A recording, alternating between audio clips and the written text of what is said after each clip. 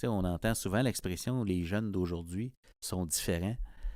C'est sûr qu'ils sont différents parce qu'ils sont nés à une autre époque, mais ils sont pas si différents que ça. Eux autres aussi ils essaient d'être heureux dans l'époque où eux ils sont nés. On ne choisit pas à quelle époque on vit au monde. Puis une réalité demeure, c'est que nous, on est toujours une année plus vieux. Chaque année, on est un an plus vieux qu'on l'était par rapport à notre clientèle d'élèves. Puis ça, ben, des fois, ça crée de la douleur. Puis je pense que dans mon billet, je citais Alan Locos qui dit que la souffrance est généralement liée au fait de vouloir que les choses soient différentes de ce qu'elles sont. Tu sais.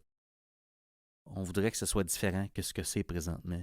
On voudrait que la taille des groupes soit plus petite. On voudrait que les besoins des élèves soient plus homogènes.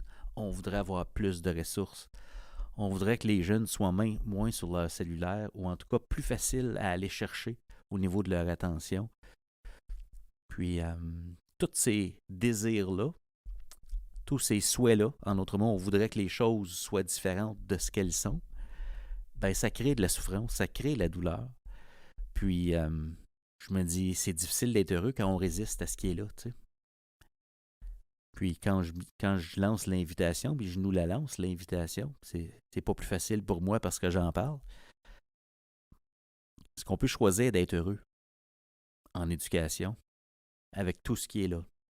Accueillir ce qui est là, là. Parce que tout ce qui est là, là c'est là. Il n'y a rien qu'on peut faire pour changer ça.